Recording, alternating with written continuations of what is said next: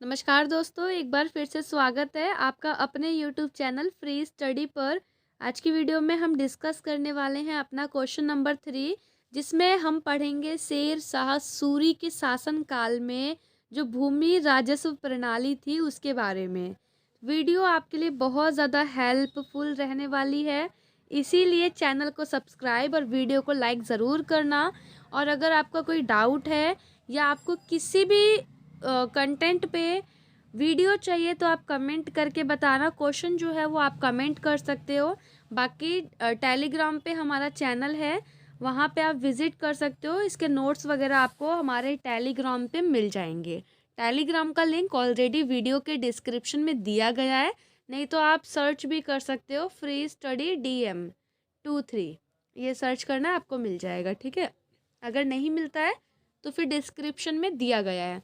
तो शेर शाह सूरी के बारे में आपको बताना है कि जो शेर शाह सूरी के शासन काल में भूमि राजस्व प्रणाली थी उसके बारे में आपको बताना है।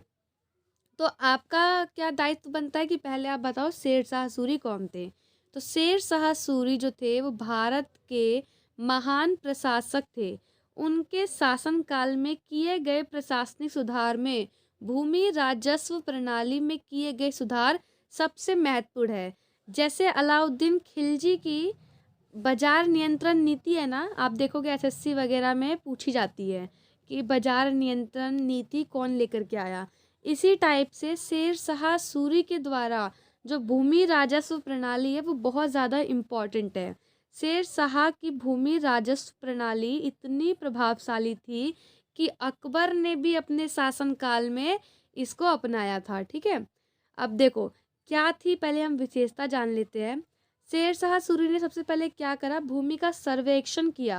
सर्वेक्षण का मतलब नहीं सर्वे करना, सर्वे करने वाले आए तो सर्वेक्षण करवाया शेर शाह सूरी ने, और ज़मीनों को ना फिर उसी अकॉर्डिंग बांट दिया। तो सेकंड यही है कि भूमि का वर्गीकरण किया। कैसे किया, मिट्टी के आधार पर। किसके आधार पर, मिट्टी के आधार पर, कि कौन सी भूमि कितनी ज़्यादा उपजाऊ है, यानी कि उनकी उर्वरता के आधार पर भूमि को 3 श्रेणी में बांट दिया। पहला उत्तम, मध्यम और निम्न। फिर उन्होंने बताया कि उत्तम में जो है ना, उत्तम में अनाज इतना उग सकता है, मध्यम में इतना उग सकता है, और जो है ये लो क्वालिटी ज़मीन है तो इसमें इतना उग सकता है। तो उसी के अकॉर्डिंग उन्होंने लगान का निर्धारण किया, यानी कि लगान की जो दर थी, टैक्स वगैरह जो था वो भूमि की गुणवत्ता, और उन्होंने गुणवत्ता के आधार पर मतलब ये अनुमान लगाया कि यहाँ से इतना उत्पादन होगा तो इतना आपको टैक्स देना पड़ेगा, कितना, 1/3। ठीक है, तो उन्होंने कैसे किया, पहले भूमि का सर्वेक्षण किया, फिर भूमि को बांट दिया मिट्टी की और उर्वरता के आधार पर 3 श्रेणी में बांटा गया, एक सबसे अच्छी, फिर एक मीडियम और सबसे लो क्वालिटी की ज़मीन। उसके बाद उन्होंने टैक्स निर्धारण किया, टैक्स को बताया कि जो जिनके पास पहली ज़मीन है, मतलब उच्चतम स्तर की ज़मीन है, उनके पास जो उत्पादन है वो बहुत अच्छा होगा तो उनको इतना टैक्स देना है, इसको सेकंड वाले को इतना और थर्ड वाले को इतना। उसके बाद है कबूलियत। कबूलियत वो एक मतलब एक टाइप का दस्तावेज होता था, एक टाइप का डॉक्यूमेंट था जिसके अंदर लिखा गया था कि किसानों को इस ज़मीन का इतना जो उत्पादन है इतना हिस्सा टैक्स में देना है और ये किसान की ज़मीन है। तो वही था कि प्रत्येक किसान को एक दस्तावेज दिया जाता था। मान लो ज़मीन है, ज़मीन बता दी कि भाई ये अच्छी ज़मीन है, मतलब अपर क्वालिटी की है, तो ये ज़मीन मिल गई ए को। अब ज़मीन जो ए को मिली है तो जाहिर सी बात है कि कोई ना कोई पेपर बनेंगे, लीगल पेपर। तो उन्हीं लीगल पेपर को कबूलियत कहा जाता था। इसमें किसान द्वारा ली गई भूमि की मात्रा, उसकी गुणवत्ता और उस पर कितना राजस्व, कितना उन्हें टैक्स देना है उगा करके, वो सब कुछ उसी में डिस्क्राइब करके लिखा हुआ था। उसके बाद जो टैक्स का जो सिस्टम था, भूमि वाला टैक्स जो था, वो 2 भागों में बांट रखा था। मतलब 2 ऑप्शन थे, चाहे वो नगद भी दे सकते थे या वो अनाज के रूप में भी दे सकते थे किसान वगैरह।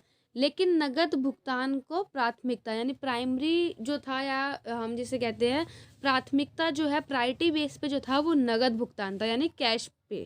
ठीक है, जिसके पास कैश वगैरह या नगद नहीं होता था वो बदले में अनाज राजा को यानी शेर शाह सूरी के दरबार में बदले में अनाज देता था टैक्स के रूप में। उसके बाद है राजस्व अधिकारियों की नियुक्ति। अब जैसे मान लो भाई किसी को ये भूमि दी गई है ए इंसान को, हर इंसान तो ईमानदार नहीं होगा, तो वो कैसे राजा के पास जाएगी, उसके लिए राजा ने अधिकारियों को नियुक्त किया, कुशल अधिकारियों की नियुक्ति की और इन अधिकारियों को वेतन दिया जाता था। भूमि अभिलेखों का रखरखाव। अब जैसे मान लो हमारी ज़मीन है, आप घर में रहते होगे, हो सकता है घर आपका खुद का हो, 50 गज हो, 100 गज हो, 150 गज हो, 25 गज हो, 35 गज हो, तो आपके घर में डॉक्यूमेंट होंगे उसके। अब जो किसानों को जो ज़मीन मिलती थी ना, सेम ऐसे ही उसके क्या बनते थे, डॉक्यूमेंट बनते थे। उन डॉक्यूमेंट के मतलब भूमि अभिलेख यानी वो जो भूमि के जो डॉक्यूमेंट बनते थे उसके रख रखाव के लिए उन्होंने एक अच्छा सा मतलब कहीं पे एक वो बनवाया जहाँ पे इसको सही से रख सके।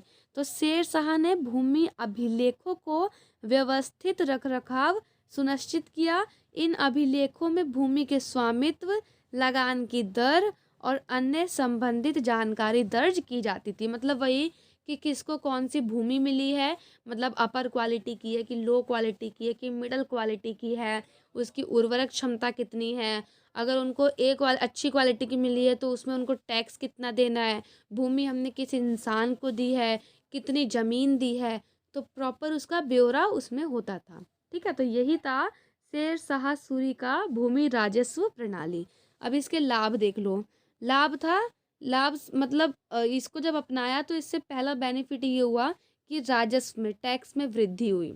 क्योंकि पहले क्या होता था कि ज़मीन तो ज़मीन, सबको बराबर टैक्स देना पड़ता था। अब जिसका अच्छा उगाए वो तो देता था टैक्स, जिसका बिल्कुल कुछ उगा ही नहीं उसको भी बराबर का टैक्स देना पड़ता था।